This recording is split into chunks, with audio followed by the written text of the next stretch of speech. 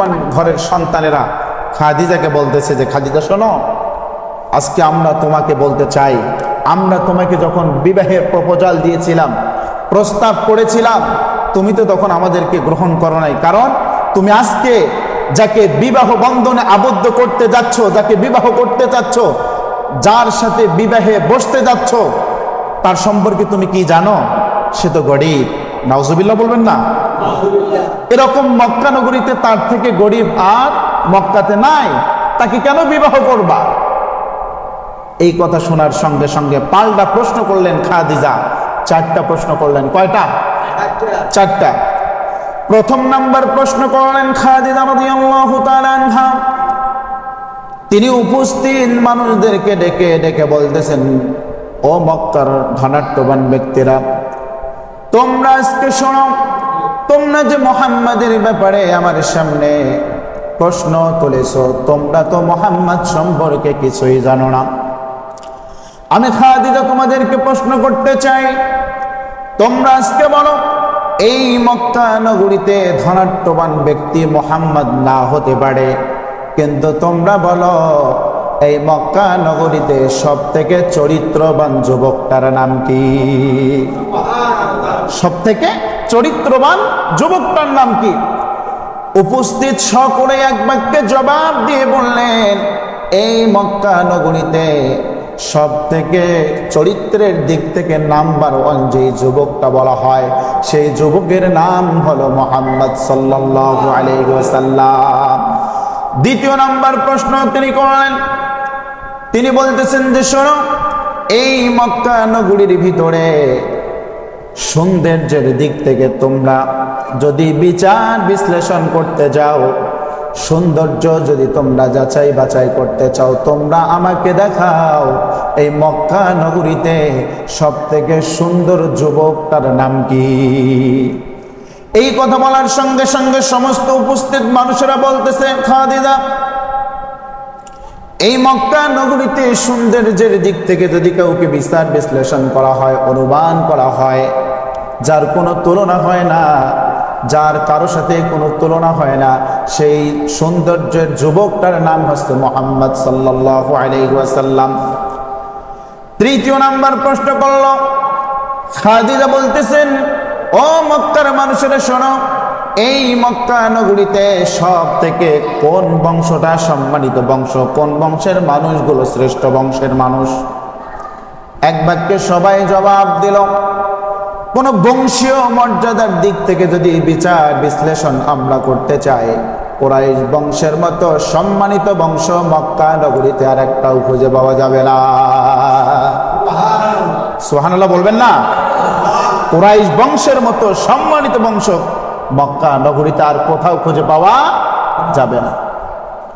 তাহলে তো মুহাম্মদকে বিয়ে করতে সমস্যা কোথায়?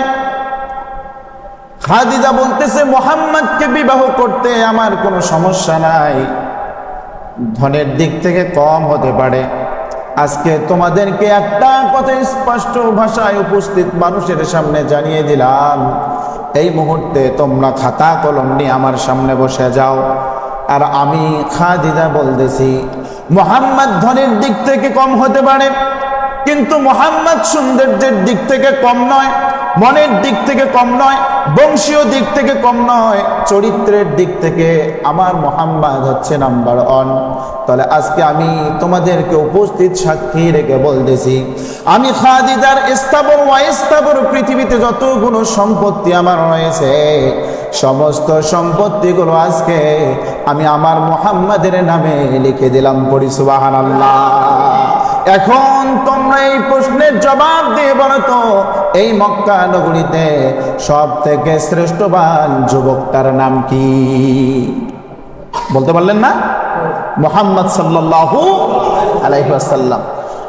ধনীর দিক থেকে যদি বিচার বিশ্লেষণ করো, তাহলে এবার বলো, মুহাম্মাদের ধনের কোনো কমতি আছে নাকি? আমি আমার স্থাবর অস্থাবর সকল সম্পত্তি মুহাম্মাদের পায়ের নিচে ফেলে দিলাম, মুহাম্মদকে দিয়ে দিলাম।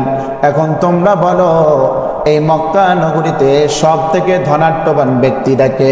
সকলে উপস্থিত জবাব দিয়ে বলতেছেন মুহাম্মদ। তাহলে এবার তোমরা মুহাম্মাদের ব্যাপারে যেই প্রশ্নগুলো করেছ, আমার মুহাম্মদ এখন ধনের দিক দিয়েও শ্রেষ্ঠ, মনের দিক দিয়েও শ্রেষ্ঠ, গুণের দিক দিয়েও শ্রেষ্ঠ, চরিত্রের দিক দিয়েও শ্রেষ্ঠ, সৌন্দর্যের দিক দিয়েও শ্রেষ্ঠ। তাহলে তোমরা বলো আমার মুহাম্মদকে এখন বিবাহ করতে আর কোনো বাধা থাকলো নাকি? কথা বলেন, থাকলো নাকি? উপস্থিত মানুষেরা বলতেছে আর কোনো বাধা থাকলো না। মুহাম্মদ সাল্লাল্লাহু আলাইহি ওয়াসাল্লামকে তিনি বিবাহ বন্ধনে আবদ্ধ করলেন, বিবাহ করলেন। মুহাম্মদ সাল্লাল্লাহু আলাইহি ওয়াসাল্লামের বৈবাহিক অবস্থায় বিবাহর বয়স ছিল 25 বছর। 25 বছরের যুবক 40 বছরের একজন বিধবা নারীকে বিবাহ করে অনন্য দৃষ্টান্ত স্থাপন করে জানিয়ে দিলেন, তোমরা শোনো, এই পৃথিবীর জমিনে অসহায় যে মহিলাগুলো রয়েছে এই মহিলাদের ব্যাপারে তোমরা কোনো কথা বলিও না। যে নারীগুলো রয়েছে তোমাদের কাছে সে বিধবা হতে পারে, কিন্তু আল্লাহর কাছে সে সম্মানিত ব্যক্তি। পড়ি সুবহানাল্লাহ। মুহাম্মদ সাল্লাল্লাহু আলাইহি ওয়াসাল্লাম তার প্রিয়তমা প্রথম স্ত্রীর ব্যাপারে স্পষ্ট ভাষায় জানিয়ে দিচ্ছেন, আল্লাহর আসমানের নিচে জমিনের উপরে খাদিজার মতো এমন মহিষী চরিত্রবান নারী আমি আর আসমানের নিচে জমিনের উপরে কাউকে পাই নাই। সুবহানাল্লাহ বলতে পারলেন না? খাদিজার মতো চরিত্রবান নারী আমি আর কখনো পাই না। ভাই সাহেব, রাসূলুল্লাহ ইনসাফ কায়েম করে গোটা উম্মাহকে জানিয়ে দিচ্ছেন যে আমি এসেছি পৃথিবীর জমিনে ইনসাফ প্রতিষ্ঠা করার জন্য, ইনসাফ কায়েম করার জন্য।